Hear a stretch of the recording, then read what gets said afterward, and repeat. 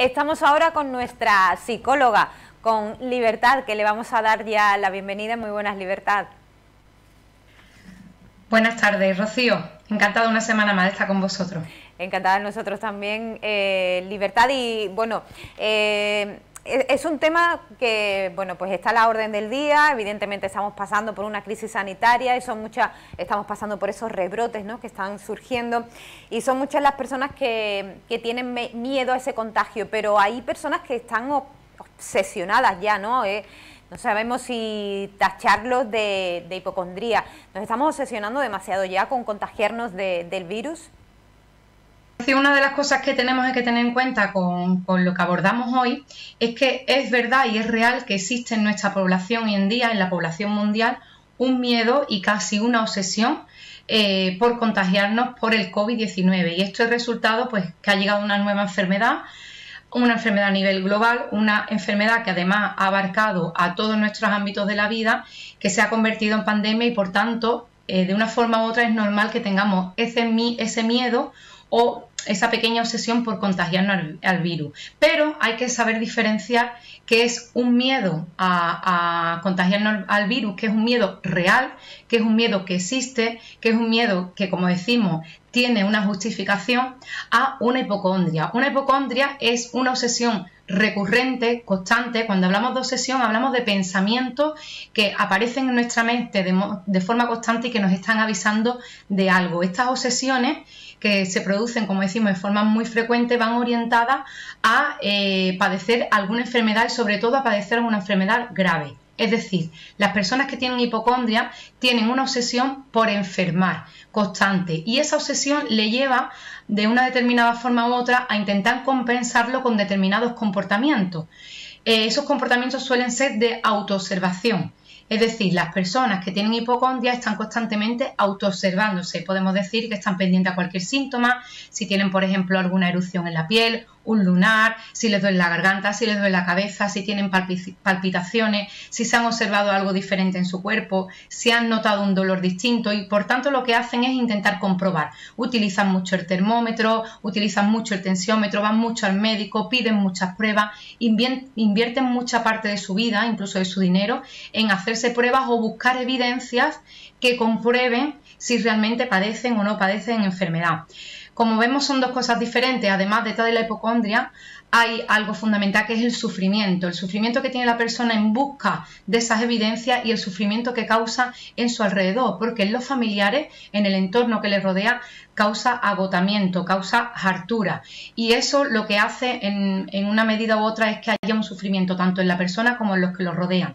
Tenemos que diferenciar además también que la hipocondria, para que sea diagnosticada, tienen que perdurar esos síntomas de obsesión y de conductas de búsquedas de evidencias constantes al menos unos 6 meses. Si nosotros comparamos con el miedo que hay ahora a padecer el virus, podemos decir que cuando tenemos miedo a contagiarnos del virus es un miedo real, es una enfermedad real que sabemos que está ahí, que podemos contagiarnos, pero es adaptativo lo que hacemos, ponernos mascarilla, lavarnos las manos, distancia de seguridad. Sin embargo, en la hipocondria no hay un miedo solamente a una sola enfermedad, sino a muchas enfermedades, a padecerlas todas, a que sean graves, y ese miedo constante a querer estar comprobando si lo tenemos o no lo tenemos. Hay otro concepto también que no se utiliza tanto en la cultura popular, que se llama nosofobia, que es un trastorno más, como bien la palabra dice, es una fobia a padecer una enfermedad. La nosofobia puede resultar más grave que la hipocondria, Rocío. ¿Por qué? Bueno, pues porque una persona hipocondríaca va mucho al médico, busca hacerse muchas pruebas y afirma en alguna manera que es hipocondríaco. Una persona con nosofobia tiene ese miedo excesivo a contraer una enfermedad, pero no lo dice, no lo acepta, no va al médico, no busca evidencia y lo vive en silencio.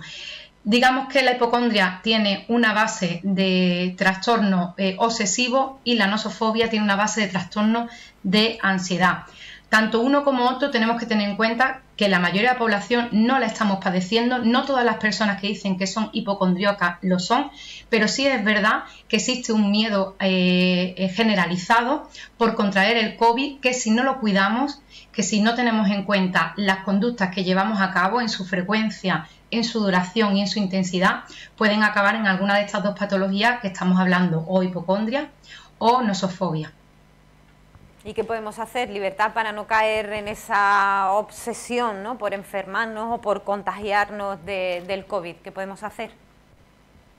Bien, Rocío, para saber la diferencia entre tener miedo a, por ejemplo, contagiarnos por el COVID, a saber lo que es una obsesión, hay una pequeña o gran diferencia, y es que una cosa es que el miedo que tenemos a contagiarnos por el COVID es un miedo adaptativo que nos ayuda a movilizarnos. Recordamos de nuevo que hemos hablado varias veces aquí que el miedo es una emoción que lo que nos hace es sobrevivir, nos pone en marcha para que intentemos superar algo que creemos que nos puede estar atacando. Por tanto, tener miedo ahora mismo, en estos momentos, a contagiarnos del COVID es algo adaptativo, y llevar a cabo conductas que nos ayuden a ponernos en protección, volvemos a recordar, mascarilla, distanciamiento, etcétera, eso nos hace de una forma adaptativa combatir un miedo. Pero ese miedo se puede convertir en obsesión si es un miedo demasiado recurrente, frecuente, y entonces empezamos a hacer cosas que no solamente son estas conductas para protegernos, sino son conductas que ya entran en un ritmo excesivo y que realmente no nos están demostrando protección, sino lo que nos están intentando dar de una forma un poco absurda seguridad, como por ejemplo decíamos antes, tomarnos muchas veces la temperatura al día, o como por ejemplo tomarnos la tensión varias veces al día sin necesidad de hacerlo.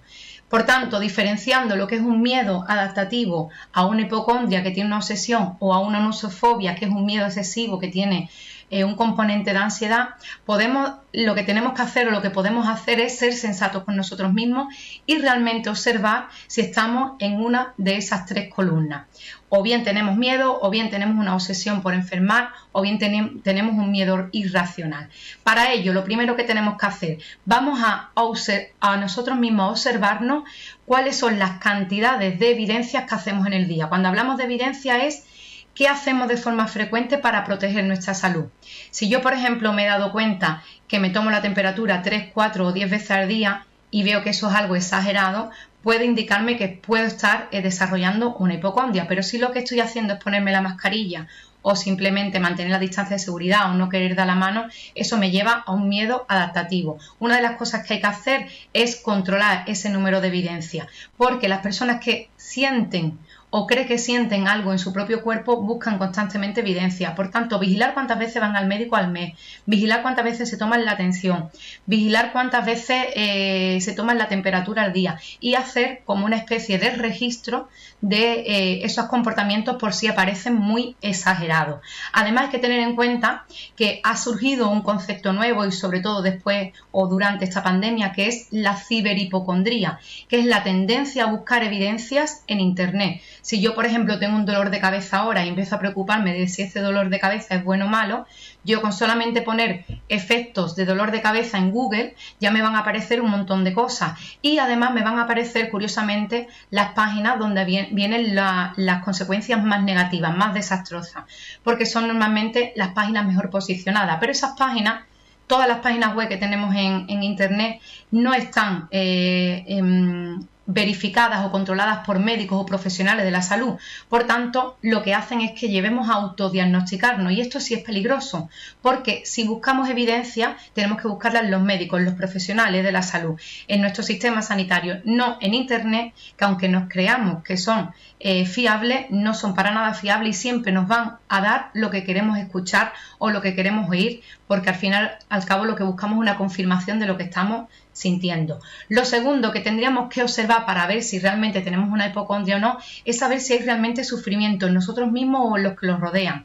Las personas que tienen hipocondria o nosofobia son personas que o sufren mucho, o bien, como decíamos antes, sufren mucho las personas que están alrededor. ¿Y por qué? Pues porque esa búsqueda constante de evidencia les limita su vida. Les limita su vida personal, les limita su vida social, les limita su vida familiar e incluso laboral. A algunas personas que han llegado a tener hipocondria o nosofobia le ha costado su puesto de trabajo porque no han podido a lo mejor asistir al puesto de trabajo, o en el puesto de trabajo han invertido mucho tiempo para ir a pruebas médicas, etcétera. Vamos a vigilar ese sufrimiento, si existe realmente o no existe, o sin embargo no lo tenemos, y por tanto estamos hablando de lo que tenemos un miedo adaptativo. Además, es importante observar la estructura familiar de las personas que tienen hipocondria o que creen tenerlo.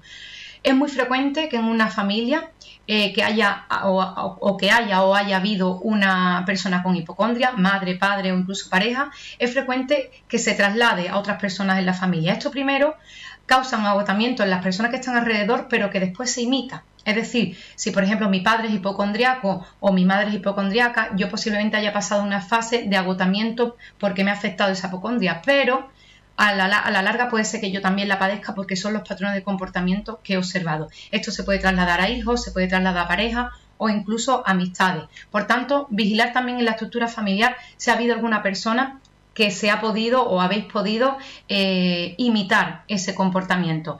Y muy importante, intentar en la medida de lo posible, además de observarnos y de mirar qué comportamientos llevamos y qué sufrimiento nos causa, mirar si es algo que nos ha durado mucho en el tiempo. Esos síntomas, esos comportamientos, ¿lo has llevado a cabo más de 6 meses? ¿Están contigo desde hace tiempo? Si es así, tienes que buscar ayuda profesional. La hipocondria, la nosofobia son trastornos psicológicos que tienen muy buena aceptación en terapia y que se superan con una terapia, sobre todo una terapia cognitivo-conductual y con un seguimiento. Es algo que se puede superar, no es algo que se tenga que quedar enquistado, ni es algo que tenga que tenerlo para toda tu vida porque venga contigo. Es algo que se puede tratar en un momento dado y tiene muy buen pronóstico y tiene muy buenas soluciones. Si no es así y te has dado cuenta que no son tan exagerados los comportamientos que tienes, ni es tanto el sufrimiento que te causa esas conductas que llevas a cabo para no contagiarte o no enfermar por algo, simplemente te habrás dado cuenta que lo tuyo es un miedo adaptativo, que lo que te hace es movilizarte ante la protección del COVID y que no todo el mundo tenemos hipocondria o nosofobia.